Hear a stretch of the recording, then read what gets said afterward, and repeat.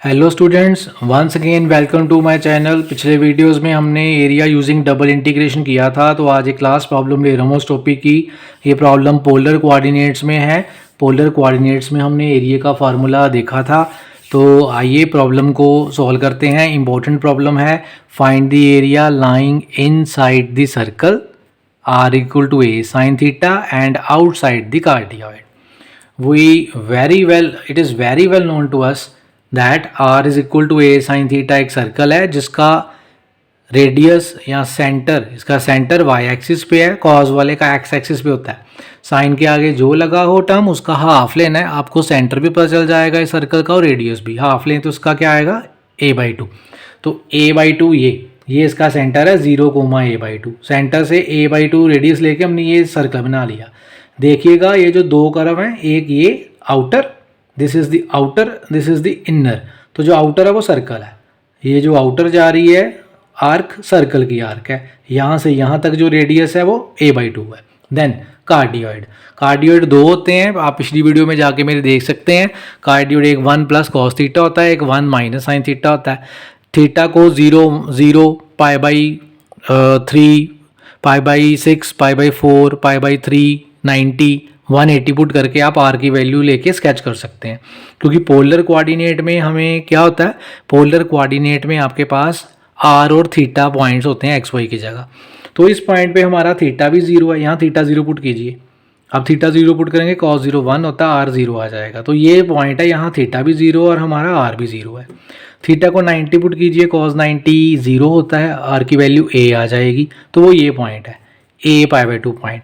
आप थीटा को 180 पुट कीजिए, ये 2 बन जाएगा, cos 180 -1 होता है, r की वैल्यू 2a आ जाएगी। इसका मतलब है जैसे जैसे ये जो थीटा = 0 लाइन है, आप इसको रोटेट करें 90 पे, यहाँ आ जाएंगे। इसको रोटेट कर दें 180 पे इधर, तो आपके पास ये जो ऊपर वाली आर्क है कार्डियोइड की, ये जो अंदर वाली आर्क चल रही है ये कार्डियोइड की है, तो ये बन जाएगी। तो कार्डियोइड एंड सर्कल यहाँ मीट कर रहे हैं इस पॉइंट पे, a और π/2 पे। उससे पहले कार्डियोइड की आर्क अंदर है और सर्कल की बाहर है, तो यही जो ये बाहर वाली आर्क और अंदर वाली आर्क यहाँ तक आगे नहीं बनना कॉमन, यहाँ तक ये जो एरिया आया अंदर का वो आपने फाइंड करना है। यही आपका क्वेश्चन है। Area lying inside the circle, यहाँ से क्लियर है, outside the cardioid. Cardioid sketch कैसे हुआ मैंने बताया, थीटा की वैल्यू पुट करते जाइए और आर को ट्रेस करते जाइए। इसको ज़्यादा एक्सप्लेन मैंने किया हुआ अपने पिछले वीडियोस में, वहाँ आप जाके देख सकते हैं। तो उसके बाद ये क्वेश्चन आपका बना। मैंने आपको उस वीडियो में ये भी बताया था कि कार्डियोइड सिमेट्रिक होता है, जो ऊपर है वही नीचे है एरिया। लेकिन हमारा पॉइंट ऑफ कंसर्न यहाँ है ही 0 से अगर π/2 है वहाँ तक ही हमने देखना, आगे तो जाना ही नहीं है।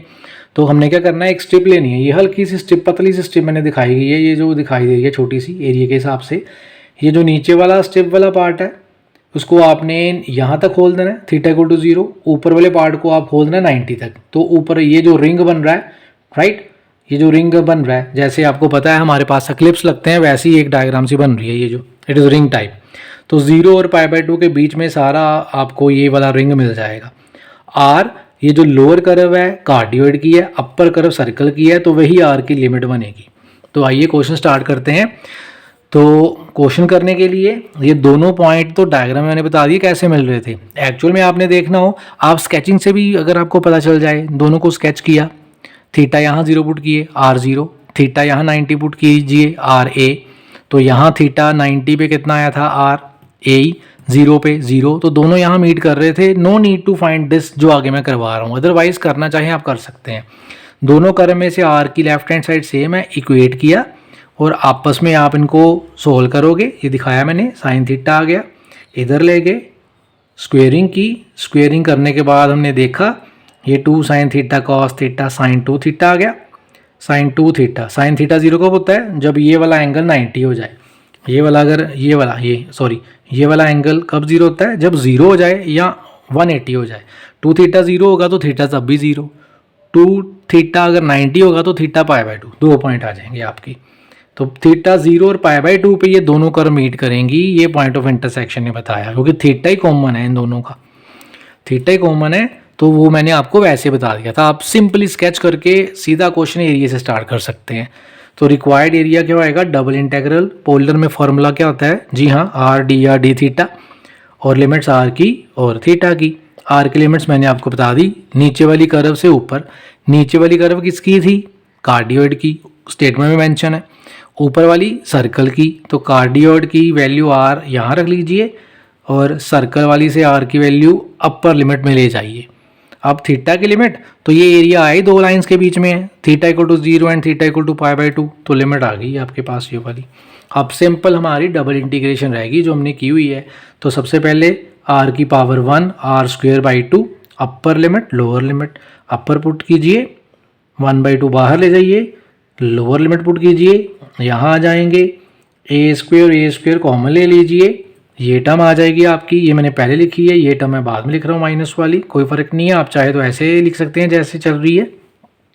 फिर ये जो 1 माइनस कॉस थीटा का स्क्वायर है, a माइनस बी का whole square, a² b² minus 2ab खोल दीजिए, बाहर माइनस है, साइन उलट जाएंगे, आपका साइन स्क्वायर और minus cos square, sign square minus आपका यहाँ से देखिए 2 cos थीटा तो आ गया ना हमारे पास, यहाँ साइन स्क्वायर माइनस थीटा से माइनस कॉमन लीजिए, 1 minus sine square minus cos square ही होता है, और वो माइनस कॉस स्क्वायर, ये जो वाली टर्म है ये माइनस कॉस स्क्वायर है, आइडेंटिटी लगा के ये भी माइनस कॉस स्क्वायर है, 2 cos स्क्वायर बन जाएगी, ये वाली टर्म पहले लिख ली हमने। आगे आप कॉस थीटा की इंटीग्रेशन जानते हैं, साइन थीटा होती है, और कॉस स्क्वायर थीटा की इंटीग्रेशन आपको पता है, आप इसको 1 प्लस कॉस 2 θ/2 में कन्वर्ट करके ईजी से कर सकते हैं। ये स्टेप मैंने स्किप किया है, ये आपकी सेल्फ प्रैक्टिस के लिए मैंने छोड़ दिया है। अगर आप इन दोनों की इंटीग्रेशन करेंगे, लिमिट पुट करेंगे 0 से π/2, तो आपका आंसर आएगा a² 1 माइनस π/4। तो ये एक्सप्लेन किया मैंने। इसमें मेन इंपॉर्टेंट काम क्या है? इसमें मेन इंपॉर्टेंट ये दोनों की डायग्राम ही है। जब तक आपको पता नहीं चलेगा कि ये कॉमन एरिया कौन सा आया है, तब तक ये निकालना आपके लिए डिफ़िकल्ट होगा। तो हल्की सी स्केचिंग इसमें आनी चाहिए, थोड़ा सा अगर आप इसको रफ स्केच कर लें आप, फिर आपको अच्छी तरह से इसको कर सकते हैं। तो ये हमारा टॉपिक था बेटा कि आपने एरिया कैसे फाइंड करना using double integral.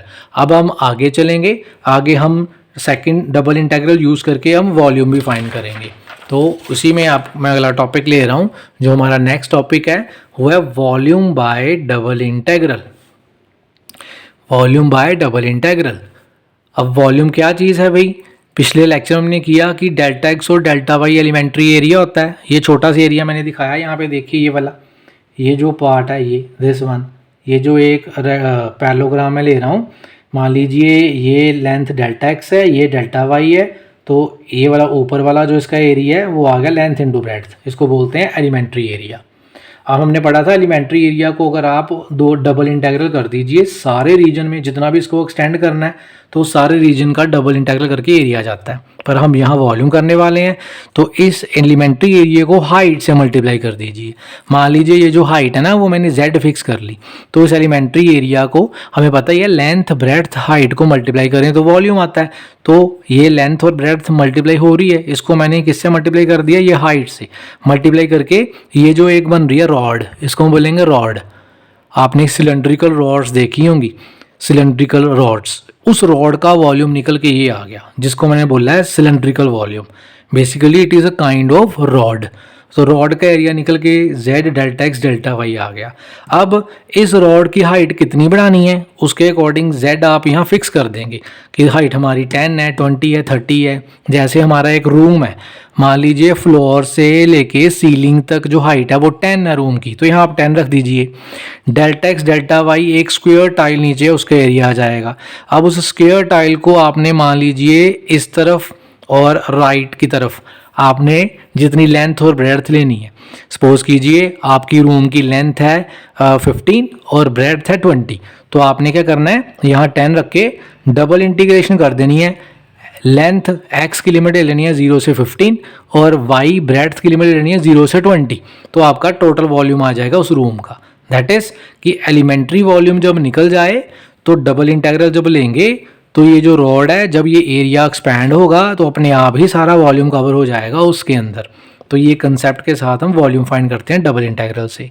Otherwise question करने के लिए हम सिंपल याद रख सकते हैं इसको कि this is elementary area, height से किया तो elementary volume, total double integral कर देंगे। When delta X and delta Y approaches to 0, तो आपका जो सम अप होगा वो डबल इंटीग्रल में कन्वर्ट हो जाएगा। तो वॉल्यूम का फॉर्मूला निकलेगा z dx dy। तो आपने याद इसको रखना है, this is the volume by double integral. अगर मान लीजिए dx dy को हमने पोलर में कन्वर्ट करना है तो यहाँ हम dx dy को इंटरचेंज कर देंगे r dr d थीटा में। तो हमारा ये आ जाएगा वॉल्यूम इन सिलेंड्रिकल फॉर्म या सिलेंड्रिकल कोऑर्डिनेट्स। तो जब भी आपने इसको आर डी आर में चेंज किया तो आर और थीटा की लिमिट्स क्या लेनी है, मैक्सिमम। तो ये हमें पता है कि जब भी ट्रांसफ़र किया जाता है तो हमारे पास एक सर्कल के ऊपर ट्रांसफ़र किया जाता है। तो सर्कल, ये मैंने एक सर्कल बनाया है, तो सर्कल के केस में जो आर होता है उसकी मैक्सिमम, ये जो आर वेरिएबल उसकी मैक्सिमम लिमिट होती है 0 से रेडियस तक, ए रेडियस है। थीटा की होती है 0 से 2 पाई, मतलब ये एक डॉट है, यहाँ थीटा 0 है। सर्कल बनाने के लिए हमें थीटा पूरा कितना ट्रेस करना पड़ेगा, 2 पाई। इसका मतलब थीटा 0 से 2 पाई बनाएंगे तो एक डॉट से सर्कल बन जाएगा। और एक डॉट ऐसा नहीं, उस डॉट का किसी दूसरे पॉइंट से, इस पॉइंट का किसी दूसरे पॉइंट से डिस्टेंस फिक्स कर लेना पहले, वो ए है, उसी को मैंने आर की लिमिट बोला। तो आप इसको ए को फिक्स करके एक डिस्टेंस को अगर आप घुमाएंगे 360 पे तो ये सर्कल निकल के आ जाएगा आपका। और वही हम लिमिट्स लेंगे जब भी हम एक्स वाई को चेंज करेंगे आर और थीटा में। आर की लिमिट 0 से ए, थीटा की 0 से 2 पाई। जेड तो फिक्स होगा, जेड की वैल्यू जो कर्व से आएगी वहाँ डाल दिया करेंगे, then we can find the volume by double integral. ये टॉपिक करने के बाद उसके बाद एक टॉपिक चलेगा वॉल्यूम बाई ट्रिपल इंटीग्रेशन। तो सिंपल, अगर आपने यहाँ जेड नहीं लगाना तो आप डी जेड लगा देना, मतलब delta x delta Y elementary area था, इसको डेल्टा जेड से मल्टीप्लाई करेंगे तो एलिमेंट्री वॉल्यूम आ जाएगा।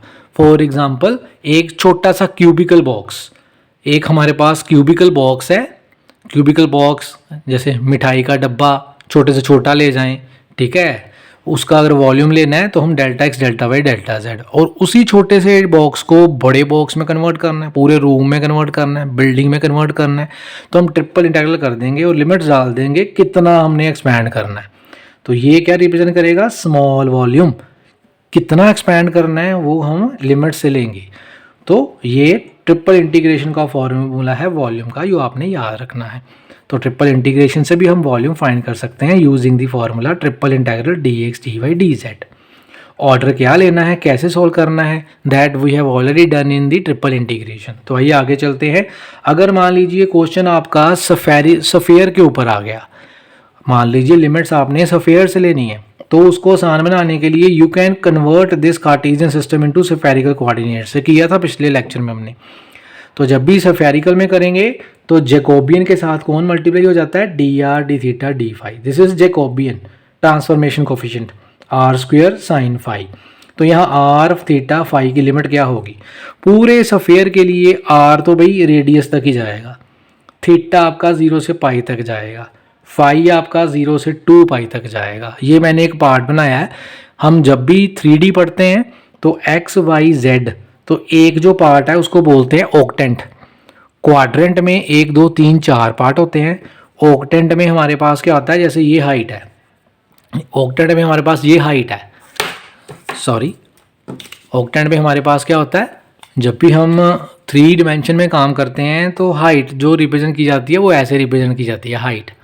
तो नीचे क्वाड्रेंट थी, ये देखिए यहाँ क्वाड्रेंट थी, तो ये बीच में अगर मैं ऐसे हाइट रख दूँ तो 4 हिस्से तो वही जिसको हमने क्वाड्रेंट बोला, 1 2 3 4, तो ये z ऊपर है, मतलब 4 ऊपर आए।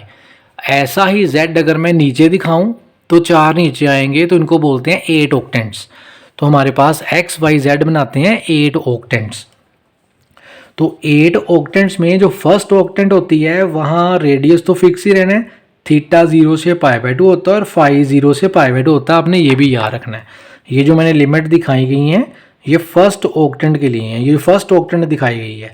ये जो आपको ये वाई वाला जो पार्ट दिखाया गया, ये वाला वाई वाला पार्ट, ये बेसिकली ऊपर है, ऊपर ऐसे ये कर्व की जो आर्क है, ये जो आर्क बन रही है वो ऊपर वाला वॉल्यूम बना रही है, ऊपर वाला।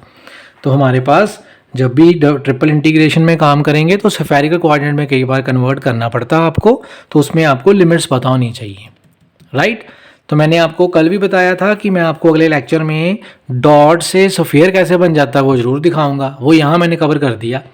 डॉट से एक पॉइंट का डिस्टेंस फिक्स रख लीजिए ए, आप एक ए रख लीजिए और इसको सिर्फ कितना घुमाइए पाई तक, इस थीटा को कितना रोटेट कीजिए पाई। तो ये कवर हो गया, देखिए r0 से a, r0 से a, थीटा 0 से पाई। तो यहाँ तक कन्वर्ट होके ये नीचे वाला छोड़ दीजिए, ये बन गया आपका सेमी सर्कल। ऊपर जो बन रहा है this part is semi circle. अब आपने क्या करना है, ये जो सेमी सर्कल है ना, ये जो आपका सेमी सर्कल आया है, इसको आपने ऐसे घुमा देना है 360 पे, दोबारा वापस आ जाए। ठीक है, मान लीजिए ये आपका सेमी सर्कल है, तो आपने इसको घुमा के दोबारा कहाँ ले आना है 360 पे, और वो जो घूमेगा रोटेट करेगा वो एंगल कौन सा है फाई। मतलब थीटा जब आप 0 से पाई ले लेंगे, इसी को आपने घुमा देना है अबाउट इसी एक्सिस के, ये जो नीचे दिखाई दे रही है इसी के आप घुमा देंगे ऐसे, तो आपके पास क्या बन के ये जो है 2D से 3D बन जाएगा, हाइट मिल जाएगी इसको। और रोटेट कितना करना पड़ा 360, वो फाई है आपका 0 से 2 पाई जितना आपने रोटेट किया। तो ये बेसिक्स था how we will find volume using double and triple integrations. Next lecture में इनके मैं कुछ क्वेश्चंस लूँगा, तो उसके बाद हम सम अप कर लेंगे डबल एंड ट्रिपल इंटीग्रेशन का। Thank you.